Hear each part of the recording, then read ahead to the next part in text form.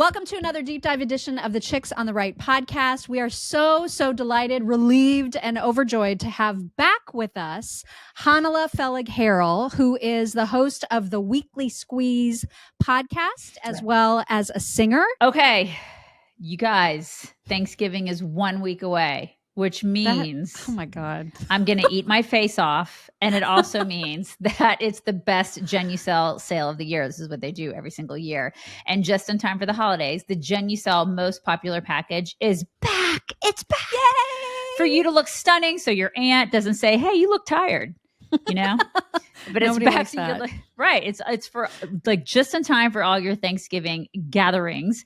And with the brand new Genucel 3, it's also included in your most popular package. We mean you're going to look 10, 15, or even 20 years younger, guaranteed, with the best natural skincare anywhere. Very excited about this. It's true. And that sale means that when you go to genucel.com/chicks, that's GENUCEL.com/chicks, their incredible holiday discount is better than 70% off of that most popular package. And that includes their new Genucel 3, which is like the super high-tech, ultra fabulous, new and improved eye care treatment. And it includes the dark spot corrector. It includes XV cream. I have that. Which you have. Yeah. It's like the buttery, soft, amazing moisturizer. It's good stuff. So genucel.com/chicks. You will also get a free upgrade to priority shipping at checkout when you go to genucel.com/chicks. Chanale, we talked to you. Gosh, how long has it been now? Like, it's been about a year. Almost a year, has it probably. been more? Yeah. Sure. Yeah. Wow. Okay. So it's been a while since we've talked to you. And obviously, we talked to you in much more peaceful times. But since you hail from Israel and you are an Israeli for all intents and purposes, I believe you're there now. We wanted to get your perspective, obviously, about what's happening now, and just get a sense from you, like what life is like right now in Israel. And were you there on October 7th? Because I know you just came back to Israel, right? Yeah, I was here. Thank you guys so much for having me, for letting me share how we're doing here. And that is not so great. First, I want to ask your listeners, whatever God you believe in or don't believe in, please pray that God protects our hostages and their return to their families, because it's brutal. I mean, I went to Jerusalem today to sing, because I'm a singer, to sing Jewish music, to sing prayers and psalms and, Bible verses to a woman whose brother-in-law is in Gaza, a middle-aged man. And you think to yourself, like, he's a middle-aged man. He's not high on the list of priorities. Could you only imagine? So we are still here in Israel absorbing the absolute chaos that this has brought onto our lives. I don't even know where to begin. I mean, I could take you guys back if you want to the day this situation, happened. I don't even know what to call it. I call it a situation because it's ongoing. Yeah. But where, just really quickly, just from a geographical standpoint, where in Israel are you? So I live smack in between Tel Aviv and Jerusalem. So I'm about 35 minutes from Jerusalem, 45 minutes to Tel Aviv, and about 40 miles from the Gaza border. Okay. So that's my location. So it's the last day of the holiday. It's beautiful. I'm sitting on the porch. I have a beautiful life here in Israel. I couldn't be happier. I have a beautiful new dog. She's doing great. It's all good. It's all good. So I get up 6:30 to walk my dog, and I hear the booms in the distance. And I think immediately that's not good, because that is the sound of rockets being hit by the Iron Dome and exploding in the air. Now, we haven't heard those in months. On top of it, I'm on Twitter all the time. There was no warning. There was nothing had been mentioned. This kid came out of the blue. So I wake up my husband at 6:30 in the morning. Remember, it's a holiday. He did not want to be up at 6:30 in the morning. And I'm like, honey, something's going on. I hear booms. So he's like, it's thunder. I said, I'm from Miami, honey. I'm from Miami Beach, Florida. That's not thunder. Not thunder. And by 8 a.m., the siren goes off. Now, for people who never experienced a siren, on top of the synagogue across the street from my house and on top of the preschool, there are 4 massive sirens that blare out a whale that it just cuts right to whatever you're doing. It sends everybody into a shelter, because it means that Hamas shot off a missile that's large enough to destroy a home that's flying in your direction.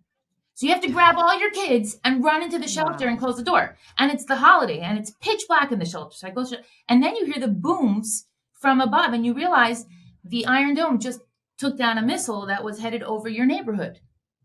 And then that happens over and over and over and over. Now, while that's happening, I'm sitting on my porch. Remember, this is Simchas Torah, which is a holiday, and it's the end of one of our, the 3 special holidays of the Jewish people. We celebrate, we dance in shul, and the soldiers in our neighborhood, which is a primarily Anglo neighborhood, by the way, we have 50 men in our neighborhood that are right now in the army, actively fighting and protecting Israel.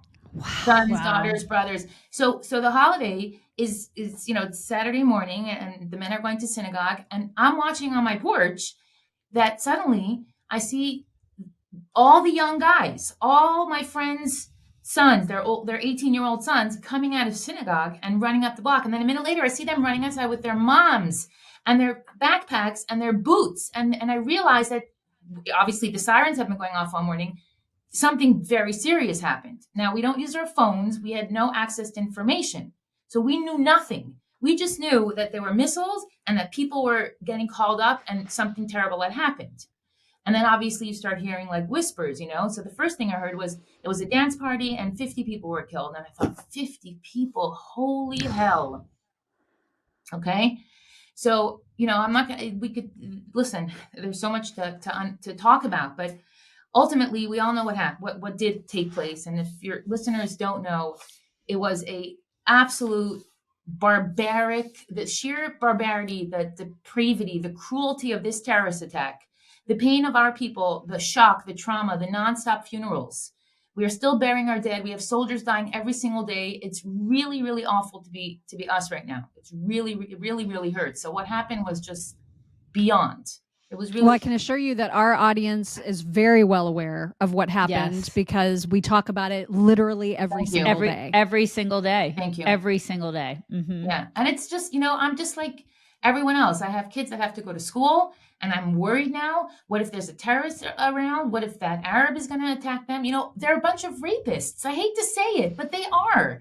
And I want to explain something to people who are struggling with all this, the drama online that's unfolding. She said this and he said that and she said this. I feel like we're in this relationship, in this divorce where people are just killing each other. People have to understand that we're just trying to live peaceful lives and make the world a better place. Truly, truly, that is what we teach our children. And we're in a situation that it puts us in a war environment every day, all day. And I have to think to myself, are my kids safe? Are terrorists going to come into their school? Because so many people around us want to kill us, up in the north, up in the south. And once you know what happened to people 40 minutes away from your house, the terrorists were supposed to come all the way to Kiryat Gat, which is 20 minutes from my house. And my kids were out on the holiday. They wanted anyone they could get their hands on. Could you imagine living in a country knowing that they wanted anyone they could get their hands on? They killed Thailand people. They took Thailand people. Those people are somebody's kids. Someone's moms in Thailand is thinking to themselves, what the hell? My son went to Israel to pick cucumbers, and now he's in Gaza. It's outrageous. And there's American-born hostages with American passports, English speakers, regular people who have American rights, and they're languishing who the hell knows where in a hellhole of terrorism. It's a hellhole of terrorism. How are you coping with the reaction? Because initially in the first couple days, I feel like the world saw the horror for what it was and was appropriately horrified collectively, at least for the first few hours. For the first few hours. But I mean, we've got horrific. Now it's absolutely gone this weird direction where you see all these crazy protesters in here in the United States, in the UK. The numbers of people who are out there shouting from the river to the sea is blowing our minds. I can only imagine what that's like for you. the queers for Palestine, all this garbage that you're seeing out there. Like what do you do with that? How do you process that?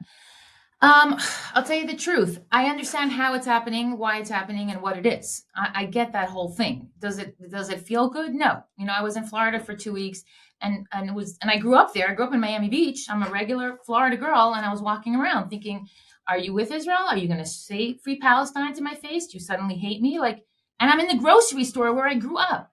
That becomes our new reality. Now, as far as what's going on, there's two things that we have to address here. First of all, contrary to popular opinion, Israel is not going to do anything differently, no matter what the world says. No matter what the world says, we have to protect our citizens. Israel has a responsibility, a duty to protect me and my children. I live here, and I'll tell you something. If this was any other country, I would have left and never come back. And it's hard for Israelis, but the IDF has to protect its citizens. And yes, there was a failure, and we can analyze the failure, and maybe we could talk about it soon. Obviously, we're God-fearing people. God mostly had a role in this, and the devil. But, God coordinated things so that this should happen. Obviously, if we, believe, and as Jewish people, I'm an observant Jew, I believe that God's hand is playing a role in here. So I'm not hopeless. But at the same time, I'm watching, as an American, America pour gasoline over a situation and just throw a match and walk away and let it burn. It's like, how much can how clear can it be? And I want to make it, just to break it down. I hope that's okay. I know this is not like like censored or anything. I hope I could just, I don't want to get you deplatformed is my point. But I just want we can always edit whatever's going to be totally. It's fine. You go. Restrictive. You just go. You say all the things. Listen, I'm a mother. I have 4 kids. I know compassion. I know what compassion is. You don't have to assume I don't. But the only reason that we are here in this situation is because they're terrorists. They are. Mm-hmm. And they teach their kids to be terrorists. They didn't have to be, but now they are. And they've been teaching their kids. There's enough evidence that shows that they teach their kids to be martyrs. They teach their kids to be soldiers. They teach their kids not to be afraid of death, to embrace it. They have mock funerals. They abduct Israelis in their kindergarten little theater plays, and they relish blood. And on a spiritual level, you have to remember that these are the children of Ishmael, and Ishmael lived by the sword, and Jacob was in the tent. Jacob was a man of the book, and Ishmael was a man of the sword, and they embrace that. We are people of the sword. We will use the sword to get what we want. And what do they want? They want jihad. That's what they believe. They believe in jihad, and they're teaching it to their children. And this is the second generation that they're teaching their children this ideology. And it's a tremendous war crime to take children and teach them to be murderers, to the point that we saw it point blank in the barbarity of the attacks on innocent men, women, children, and babies, and Holocaust survivors, and everyone that came. Dogs. Do you know how many dogs were killed? Yeah. No mercy. These people have no mercy. They don't respect life at all. And on top of it, I'm going to lower my voice now. Is that all of this is on UNRWA's watch, on the UN's watch, being funded by European charities because they're so compassionate that they have to help the Palestinians now, and blood money from Iran. It is such a perilous, scary situation. And like I said, as a citizen, I have to also accept the fact that on our watch, they let them build a terror tunnel situation, which we all knew was there, but not to this extent. Oh, yeah. You can say it goes out to Egypt. Bigger than the New York subway? What the freaking hell? And the Palestinians don't have bomb shelters. They're, don't get me wrong. They have a pretty decent life. They do have a pretty decent life. They have a beautiful strip of land. They have great agriculture. And Israel gave them jobs. Thousands of people would wait online. Why would they wait online, those people, if they hate us so much?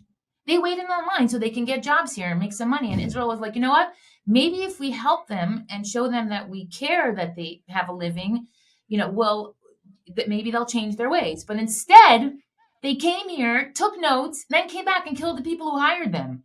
It's outrageous. And what the world is believing, the flipping of the script, The Yeah. absolutely the destruction of evidence, of facts, of what's right, what's wrong, the fact that the world is spreading this anti-Semitic blood libel online, that's being facilitated by Islam and that ideology and stupid bored American TikTokers. It's really it's one for the books.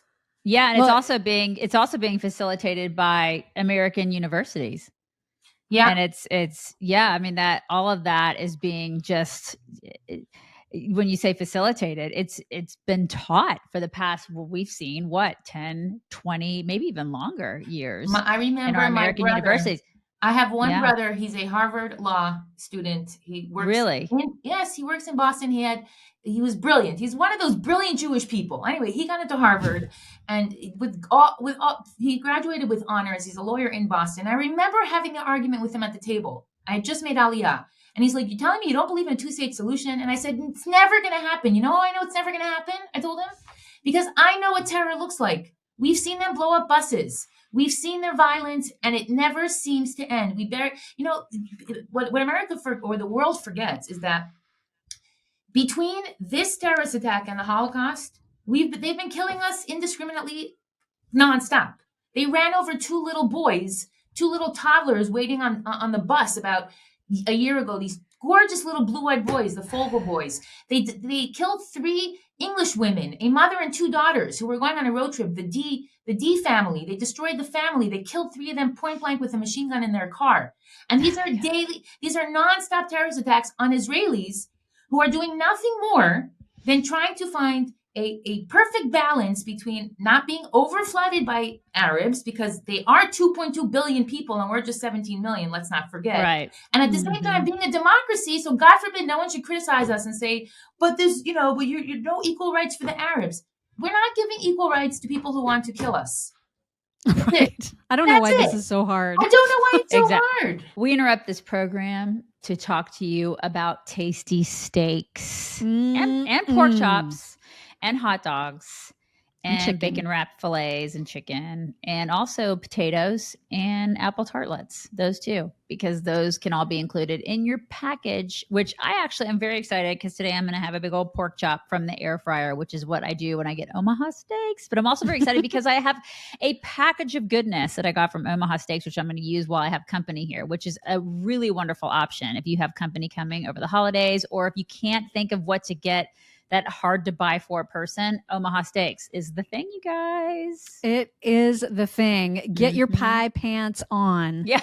And prepare a feast Yes. with Omaha Steaks. Especially right now, they've got their semi-annual sale happening just in time for Thanksgiving. And that is happening at omahasteaks.com. When you use promo code CHICKS at checkout, okay, you not only are you going to save the 50% off on all their stuff because it's their site-wide sale, you are also going to get an extra $30 off when you use that promo code CHICKS at omahasteaks.com. That is omahasteaks.com. Minimum purchases may apply. And then the numbers, the sheer numbers. I always kind of shake my head. I kind of scratch my head a little when people are like, it's genocide on the Palestinian side or genocide on the Arab side. Because I'm like, wait, but the numbers don't add up, because there are less Jewish people in the world now than there were during World War II, correct? Yes, we still have not made up those numbers. And I want to tell you something else. People almost like, okay, we're so past the Holocaust. The Holocaust is like old news now. But you know what? Right. You know what? I have to tell you this story. You're going to get the chills. Listen to this. So I was in Florida for 2 weeks, and somebody put in one of the Jewish WhatsApp groups that I'm in town, Chanale's in town, and they hired me in every single synagogue from Miami Beach to West Palm Beach. And I sang in 15 schools and synagogues in a row over 2 weeks, even making that up to Orlando. I went to people's houses. I sat with my guitar, and we sat and we cried and we connected and we tried to, help each other in this time of pain. And I went to my cousin's house in Boca, and she's my first cousin. This is a crazy story. Now, do you guys remember that building that fell in Surfside in Florida? Yes. Yeah. Right. Yes. Right. So my aunt and uncle were killed in that collapse. They were sleeping in their beds. Okay. Yeah. Oh my God, Hanala, I'm so sorry. Wow. So now, this is my father's sister. We're a big family. I was here in Israel. They were in Florida. I went in. Israel sent their team to look through the rubble. It took 10 days to find them. Okay. On the 10th day, they take their bodies out. Okay. So my first cousin and I, we share this aunt who was killed. So I see her, I say, Debbie, hi, how you doing? I haven't seen her in a while. I'm in Boca. I'm in her house. The whole thing was so bizarre. I'm like, how are you feeling about the war? She's like, the war? She's like, are you kidding? She's like, I can't even fathom that besides for my own, challenges, now I have to worry about being a Jew. Now I have to worry about them murdering people and jihad. She's like, and she's like, the irony is my mother, her mother, and my father, my grandmother is a Holocaust survivor, and she talked about the Nazis till the day she died. They killed her dog, they killed her grandmother, they killed her brother, her nanny smuggled her out. She ended up with nothing, this extremely, extremely traumatized Holocaust survivor. And my cousin Debbie tells me, you know what? It's pretty amazing. All of Bubby's paranoias, all of Grandma's fears that my mother manifested in me, well, you know what? They're all true. They're coming from us again. And this is from a beautiful girl in Boca who lives in a stunning house. What do you make then of the people who of the Jewish people who are out there and they're with the protesters who are calling for a ceasefire? Because I can't wrap my brain around that. I don't get it. Okay, I think I get it. I do think I get it. First of all, we have a huge assimilation problem, and this has been something that we've been had to face. More people have been lost to the Jewish nation, to the Jewish tribe, by assimilation and intermarriage than from the Holocaust. That's the numbers. Okay, that means every year Jews are marrying out, and when a Jewish man marries a non-Jewish woman, a Gentile woman, their children are not Jewish, no matter what they say. So a lot of those people are products of assimilation that are not really formally Jewish, or they converted through the Reform synagogue, the Reform the Reform rabbis, and it's widely known that it's not considered a proper conversion. Jews don't encourage conversion. We don't convert 1, 2, 3. It takes a long time. You have to learn a lot. You have to become devout. You have to know the laws. You have to be committed. You have to prove it. You have to go. It's a really long process. So that, I think that's a big chunk of those people. Number two. So they're about as Jewish as Nancy Pelosi is Catholic. When it's convenient, right. I, as an observant Jew, I'm like, you realize that, first of all, women are not allowed to lay tefillin. Women don't wear tefillin straps. They are for men. That's just the way it is, So that, the whole kippah, the whole charade, the whole thing is just perverted Judaism. And we're not the type, the Jews, to be like, oh my God, we got to go kill them and fight with them. And we're just like, oh, shut the hell up, dude. Go home. You're on the wrong side of history. And also, unfortunately, you have Peter Beinart. He shed a tear on October 7th. And here we are 40 days later, and he's back with his Palestinian cronies, fighting for Palestine. You're like, what? How? And don't get me wrong. It's a human tragedy that our children have to put on uniforms. My sister, who grew up in Florida, she's not religious. She came to Israel now because a friend of hers, a Jewish friend, enlisted in the army. And he asked her to drive her to the airport. And she drove him to the airport, and apparently they fell in love on the way. And now she's in love with a soldier who's protecting the northern border, right? Literally, This is what we're dealing with, right? This is what we're dealing with. I lost my train of thought because but I don't blame you. It's just, it's we've got to ask, because this is something that we talked about on our show this week, and that is the whole Ben Shapiro, Candace Owens fight. What do you make of that explosion this week? Because I know you've talked to her. I know you guys had your own. Yeah. The last time I spoke to her, she told me I'm obsessed with her and I'm psychotic because I tagged her in approximately 2 stories asking her, maybe you could just say publicly that you're not friends with Kanye. And she just completely was like not interested, And she did the same thing here. She thought to herself, okay, how can I make myself the center of attention? It doesn't matter the Palestinians are suffering and the Jews are suffering and people are dying all over the place. Let everyone talk about me. So I'm going to throw out some ambiguous tweets that mean nothing. I oppose genocide. And Dave Rubin, who's Jewish, by the way, was like, well, if it's genocide, how did the Palestinians triple in size or quadruple in size? They have 2.2 million people. Don't forget in 1948, there were like 50 of them. Seriously. There's a refugee camp from originally like a couple of Arab, whatever, lingering here. And I don't want to get into the specifics of the land or not the land, because anyone who's making the argument now, this is about land. Right. Are you telling me that there's something, anything worth it on this planet that you would put a Jewish baby in an oven? I mean, it's ridiculous. It is totally ridiculous. Totally. And air the footage at the Sheba hospital outside, which is, by the way, Hamas headquarters. It's too evil. When evil is real, it manifests in every way. Yes, they are evil enough to take over a hospital. Yes, they are even evil enough to kill their own people. Yes, you know why? Because they believe in jihad, and the West doesn't understand belief. I understand belief. My grandfather was a Hasidic Jew. My father is an observant Jew. We keep Shabbos, we keep kosher, we believe in God, we pray, we do a lot of spiritual things in our house. We really do believe. So I understand what it means to believe something and not sway from that. And America doesn't understand religion. They don't understand what they're dealing with. They don't understand that once they get involved with these people, they're not going to let them go. This is the message we've been trying to having tell a good our time? audience. Who's having a good time? Yeah, I mean, this is what we've been saying this over and over, that this doesn't even end with Israel. I mean, we're on the list. You know what I mean? Right. It's the entire Western world and culture that these jihadists cannot stomach. Mm-hmm. Like when they say death to Israel, they also are saying at a lot of these rallies, most of them, death to America too. So we are next. We're next. I just think a lot of people are just very blind to that. They think it does stop at Israel. And like, I even said it this morning, Israel they're our sibling. And so I don't know why that is so difficult. They are our siblings. So I don't know why it's so difficult for people to grasp that. Perhaps it's because we are Gen Xers. We talked about that a lot too.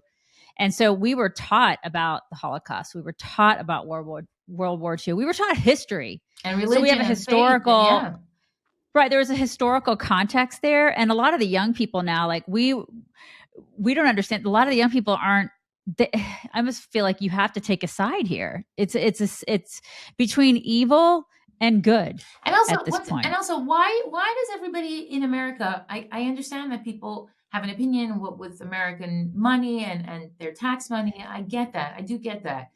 But at the same time, don't they recognize that aside from Israel, let's look around us. What other country do you think it's worth for America to save? What other country in the planet is worth saving aside from Israel, which, by the way, is, and I live here. I get it. It's not as clean as Dubai. We don't win any prizes for cleanliness. Okay, fine. But aside from that, and aside from the fact that half of our budget goes to our military, otherwise we might look like Dubai, but ultimately, what are we doing so wrong here besides running around trying to we went to Turkey to pull their people out of the rubble at the risk of our people's lives. And what does Turkey say? We're with the Palestinians. Talk about ungrateful. It's like they use Israel. They're like, sure, we'll take your aid. We'll take your whatever. We're busy trying to figure out how to make air into water so African children should drink. That's what Israeli scientists are busy with. And Hamas are teaching their kids to run in tunnels like little terrorist mini-me's and kill Jews because Israel belongs to them. And I'm thinking, I'm sorry. Yeah. Why do you get any of this? This is right. Like, why do you get any of this? One thing that we could totally take a lesson from Israel on, America could, is the fact that, Israel will protect you. You guys do an amazing bang up job of protecting your people. It's remarkable. And we could do a better job at that. I wish we did that here in America because our leadership doesn't give a crap about its own people at this point. We talk about that a lot every single day. So I wish we were a little bit more like Israel when it came to protecting our own people, because we're going to need that pretty soon. Well, I find this interesting because when you get caught up in war and you have a military, military life in a sense, people who have sent their Americans who have sent their sons off to war, they're just more patriotic because the war brings you together. You're fighting for a common cause. So Israelis have that built into their DNA at this point. Like we all fight for Israel. We all go to the army. We're all patriotic. We get why this matters. We get why we matter. And we sacrifice our sons and daughters over and over and over and over again. So in that sense, like America does not have that. We don't have that kind of Mm-mm. unity that we're all fighting for a common cause. And on top of it, the politicians and the actors and the Candace Owens are busy pitting people against each other. Let's not make this Right. easier. Let's create, let's just tear each other down. Americans are amazing at tearing each other down. So Right. that doesn't help anyone. We used to, either. I feel like we used to have that. We used to have that sense of patriotism. We lost it. I think we've really lost it. And a lot of that has to do with the fact that we, have just opened up our borders. They're so wide open. That's right. That it's just, we just don't give a crap who's coming into this we've country. diversified it out. Right. And so there is no sense of just being an American identity anymore. There's no American identity. Right. We have none. And it's such a shame because we're really not racist. Like I'm married to a Sephardic man. I love all kinds of people. The more flavorful, the better. But you have to have the same values as me. If I tell you that it's not okay to teach children jihad, and if I tell you that it's not okay to kill civilians on a holiday, and not only that, these were people that they knew. They worked in their villages. Not only that, these were people who were left-wing Israelis. There was a woman that they killed, an 80-something-year-old woman. Her only joy in life was driving Palestinians from the border where she lived to Israeli hospitals for cancer treatment. That's what she did with her time, and they killed her too. Just wow. Unbelievable. Just, oh my gosh. Okay, so this sick is not and depraved. It's sick and depraved, and people are always, the Israeli army. And whenever I see boys that are caught up in, I was in the park. I'm going to share a story today. I hope that nobody else picks it up and starts sharing it because it might get me into some trouble. But I was in the park with a friend walking our dogs, and she goes to me, I don't like what's going on there. And I look and I see 5 Jewish boys, and I see 1 Arab teenage worker cleaning in the park. Okay, the city hires Israeli Arabs with Israeli passports, to work in our parks and construction, and they work in our stores. There are pharmacists. I get my anxiety medication from an Arab, so that's all good, And then we have to feel like we're doing something wrong by inviting them into our space. Yeah, because you don't know who you can trust. We don't know who we can trust. And after this, we should make peace. We should make a ceasefire. Where are our freaking hostages? Where is the Red Cross? Why aren't people imagine if the entire world would unify and say, I don't care what side you're on. You give those freaking babies back to their mothers. What the hell? Right. What the hell? Without question. Where is humanity? How could somebody say? It's beyond barbaric. It's so cruel. Could you imagine being a mother standing in Washington and knowing that the world is saying, well, whatever, you're free Palestine.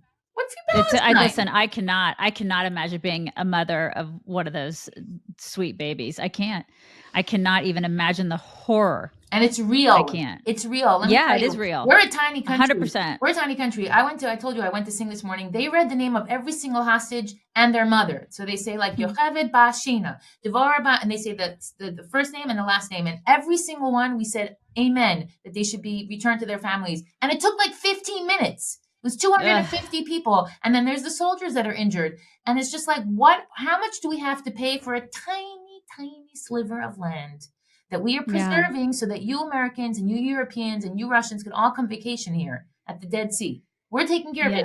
If they take over, it's over. It's over for the Middle East. So what? And Hanal, I have a new grandson, and I think of the absolute meticulous care, like the minute by minute, and you remember because you have 4 kids, but the minute by minute care that those infants need, and that you dote on them when you're a new mom, and how like every minute counts, right? Like you're so worried about that kid. You're just like, oh my gosh, I just can't I get anxiety thinking about those babies that are not with their moms. And like every minute, I just can't imagine being a new mom and having a baby ripped from me. Beyond the trauma of this is beyond. Oh my God. The trauma is beyond. And we're just keep reliving it and reliving it. And I try to find balance, but I remember what I wanted to say about the boys in the park. So our Jewish kids are teenagers. They're not in the army yet. They're 16. Okay. They're testosterone filled. They're furious at the Arabs. They see this little weasel in the park and they're like, ooh, maybe we should make some trouble. And the person I was walking with was an Israeli woman, 45 years old. She was in the Army 20 years ago, and she looked at those boys and she goes, I don't like what they're up to. I don't like it, because we're not looking for trouble in our neighborhood for sure. But at the same time, I want people to understand something. What do you expect from Israeli kids? What do you expect from them? The school was constantly disrupted. Sirens. There was I'm pretty sure, and I was astounded, but I'm pretty sure a child had a heart attack from terror from a siren over her home. Oh my gosh! I can't even explain to you how. I didn't be a Debbie Downer. There's an Airbnb across the hall from my apartment. I live in a penthouse. We have a penthouse across. It's an Airbnb. It's very expensive. The landlord gave it to a family from Nitivot. They live on the south. They've been living here for a month. They said that the sirens are so loud, the explosions are so loud on Gaza that their glasses are shattering on the table. That's the impact. It's unspeakable. It's so important for voices like yours to be heard. It's why we were super happy to have you on the show again. Yeah. Especially, I mean, our audience hears these same messages from us, but it matters more, I think, to hear it from somebody that's right there experiencing it firsthand. And I can only hope that the next time we talk to you, all of this will be behind us and it will have a positive outcome and it'll be under much better circumstances. But in the meantime, man, we are sure grateful that you took the time to talk to us and that you're okay, sure. as okay as you can be. Yes, of course. Right. And I just want to end you off with one little note. It's the Jewish religion. This massacre took place on Simchat Torah. That's the holiday that we celebrate the joy of the Torah. And we dance with the Torah, with the Bible and Shul. We dance with it, and we thank God that we're Jews. We're happy that we're Jews. We love our Judaism. It makes us better people. So for us, the idea of being a Jew, it's very joyous. And every obligation that we have, whether it's wrapping the tefillin or going to war, it's a mitzvah, it's a positive commandment from the Bible to go to war to protect your country. So our soldiers are going knowing that they're doing something positive. That's why if you look at the footage now of all the TikToks and Reels, you'll see all the Israeli soldiers are wearing tzitzit, they're wearing a kippah, they're rapping, they're praying every morning. There's been this religious awakening because people recognize that the God of Israel is on our side. And if you want God on your team, you got to do what God asks you as a Jew. And God has a lot of requirements of the Jewish people, right? So we're seeing a lot of joy. We're seeing a lot of singing and dancing. And I want to encourage people not to get depressed, not to get caught up in the darkness. And remember, our job, especially as women, by the way, is to infuse joy into our lives. Because if you are creating an environment in your household where your children are happy to be around you and you sing and you bring light into your homes, you're not going to end up with kids who think that, Hitler was the good guy. So just keep your faith and keep positive and be the light. And you're allowed to be joyful in times of darkness. As a matter of fact, you should be joyful in times of darkness, not frivolous, but joyful and grateful for the things that we have, because there's been 9,000 missiles thrown over Israel in the last month. And I'm sitting in my studio here with my feet up, a glass of coffee, not so bad. Well, I love that, Hannah. That's message. That's a wonderful parting message. I love that so much. Thank you so much for having me. I really appreciate it. Thank you. You bet. We'll talk again. I am so excited because I have a bunch of company coming in the next couple of days, and it's like the onslaught of Thanksgiving and Christmas guest having. And I always outfit my guests with MyPillow towels. Ooh, you treat them right. Oh, I do treat them right. Like they only have MyPillow towels in our cabin. And right now they're offering the My Towels 6-piece set. Say that like 14 times fast for only $29.98. You guys need to get these. A humongously fantastic deal for these towels, which by the way are made with Sherper cotton. Sherper cotton. I guess that's the secret of what makes them like soft but not too soft, and like super absorbent and kind of scrubby but not too scrubby. They're like these perfect texture towels, and also I've durable. Never had a towel like them. Very durable. Super durable. You run them in the washer and the dryer, and they're just like new every time you use them. They're fantastic, you guys. Best towels ever. So go to mypillow.com/chicks. Use code chicks at checkout. Wrap yourself up in the best towels ever. My Towels, the My Towels 6-piece towel set. Again, only $29.98. mypillow.com/chicks. Use code chicks.